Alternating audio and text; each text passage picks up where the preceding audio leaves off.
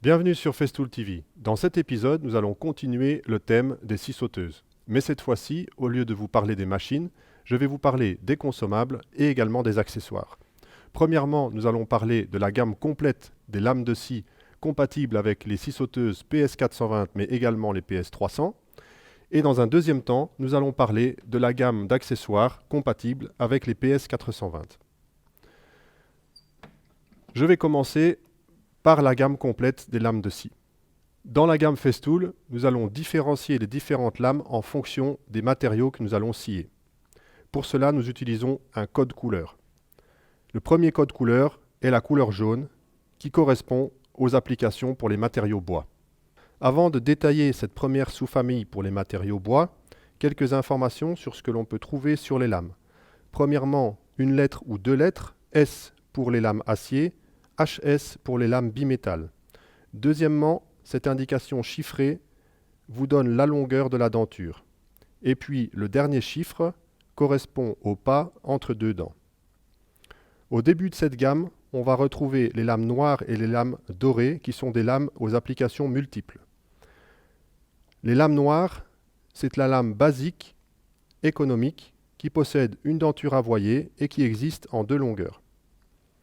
La lame Carvex de couleur dorée possède également une denture avoyée, mais est légèrement plus épaisse pour mieux résister aux déformations. De cette façon, elle va vous assurer une coupe parfaitement à 90 degrés par rapport à votre support. Elle existe en trois longueurs et permet aussi de découper des courbes assez facilement. Nous passons ensuite aux lames plus spécifiques. Cette catégorie de lames est appelée lame à denture japonaise. C'est la lame qui possède le meilleur tranchant dans la gamme Festool. Elle va vous assurer d'excellents résultats dans le bois massif, même dur et de forte épaisseur. Elle permet une coupe très droite et très nette. Ces deux lames-ci sont des lames denture fine. Comme leur nom l'indique, elles vont permettre une découpe très propre dans les matériaux qui normalement produisent beaucoup d'éclat, comme le mélaminé par exemple. Elle existe également en denture inverse. Enfin, les deux dernières lames de cette gamme sont des lames adaptées aux découpes des courbes. La première, avec sa denture présente sur le dos, permet un meilleur dégagement pour pouvoir réaliser des courbes plus facilement. La dernière est beaucoup plus étroite que ses concurrentes et va permettre de réaliser des courbes très étroites dans des matériaux de faible épaisseur. Nous avons donc détaillé ensemble la sous-famille de lames pour les matériaux bois. Festool est très connu pour ses applications. Mais à côté de cela, nous avons aussi beaucoup d'autres lames pour les autres types de matériaux. Cela correspond à trois autres codes couleurs qui sont le rouge pour les matériaux plastiques, le bleu pour les matériaux métaux, ferreux ou non ferreux, et enfin le vert pour les matériaux dits matériaux abrasifs. Je vais maintenant vous donner plus d'explications sur ces trois codes couleurs, ces trois autres familles de matériaux. On commence donc par le code couleur rouge avec les trois premières lames. Celle-ci va être adaptée aux matériaux plastiques durs, comme le plexiglas par exemple. Celle-ci, avec une denture plus fine, va être adaptée aux matériaux de plus faible épaisseur ou aux plaques de polycarbonate. Et enfin, cette lame-ci, plus large, avec des dents plus grosses, est parfaitement adaptée pour la découpe de faux parquets en mélaminé qui possèdent souvent une couche de plastique plus épaisse. Le code couleur bleu, les deux premières lames bimétal sont adaptées à la découpe de matériaux métalliques comme l'aluminium ou l'acier de faible épaisseur par exemple. Et la troisième, beaucoup plus longue, en bimétal également, de par sa longueur, est adaptée à la découpe de panneaux sandwich.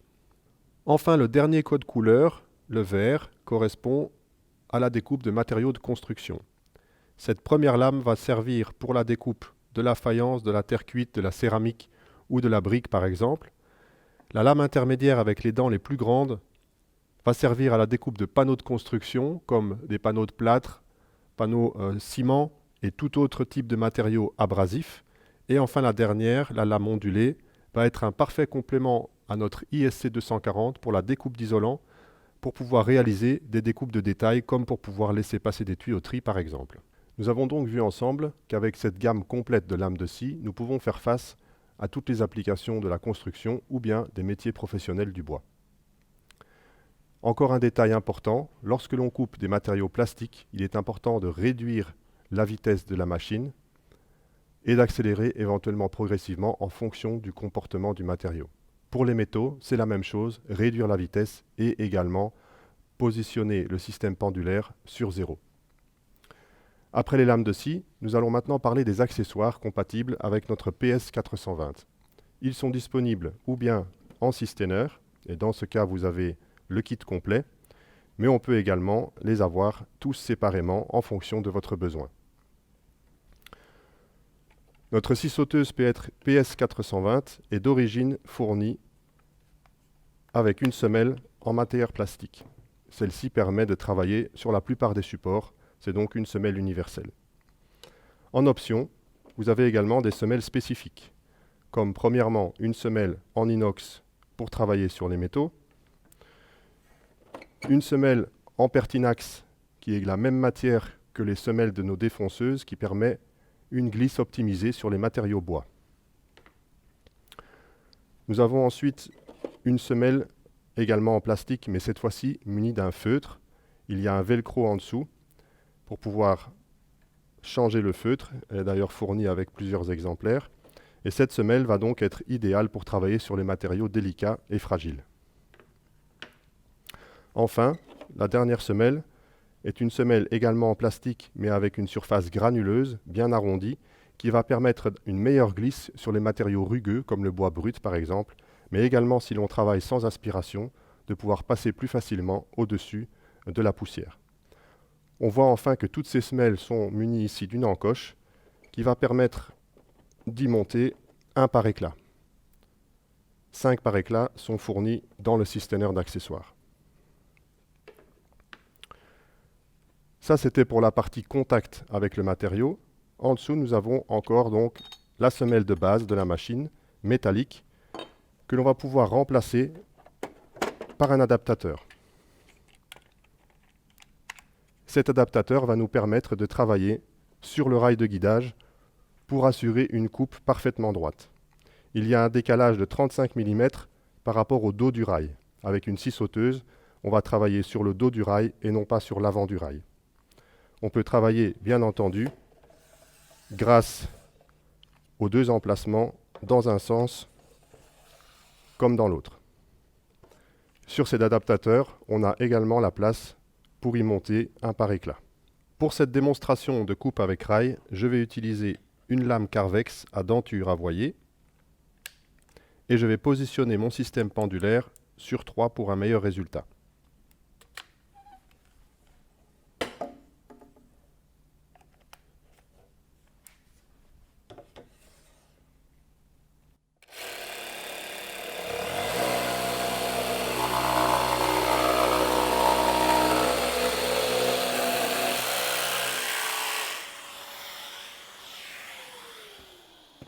Donc cet adaptateur qui est maintenant monté sur la machine, en plus de nous servir pour pouvoir utiliser un rail de découpe, va également, en combinaison avec cet autre accessoire, pouvoir former un compas pour découper des cercles. Donc ce compas, il est gradué. Nous allons pouvoir découper des cercles jusqu'à un rayon d'1,50 m ou donc un diamètre de 3 mètres. Et il est également symétrique, avec le petit axe de rotation qui peut être mis d'un côté ou l'autre, suivant qu'on veut tourner en sens horaire ou en sens anti-horaire au choix. Alors, la seule chose que j'ai à faire pour pouvoir découper un cercle, c'est forer un petit trou diamètre 4 pour pouvoir placer mon axe. Ce que je vais faire maintenant.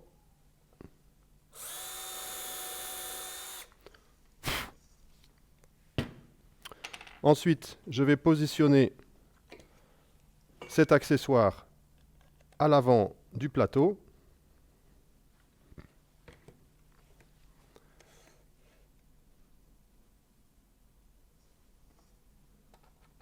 Je mets en position l'axe et je n'ai plus qu'à faire ma découpe.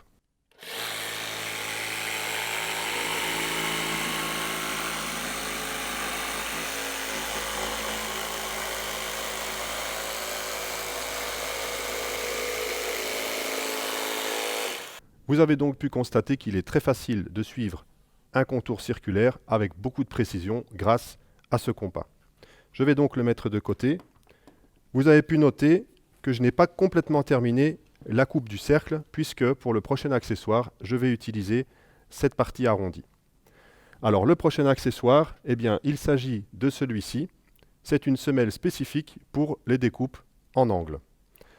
Elle possède une molette de réglage à l'arrière avec une indication des angles principaux 0, 30 et 45 degrés. Elle a la particularité de pouvoir se régler vers le haut ou vers le bas.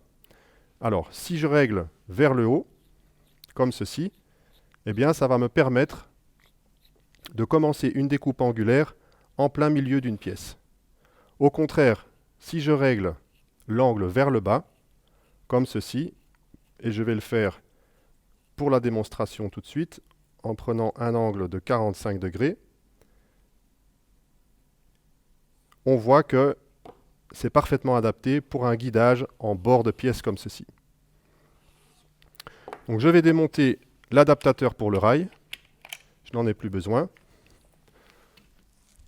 et je vais monter à la place ma semelle spécifique pour les découpes d'angle. Il n'y a pas de possibilité d'aspiration avec cette semelle, donc je peux laisser le capot vers le haut, et il ne me reste plus qu'à positionner ma scie en bord de pièce et à commencer ma découpe.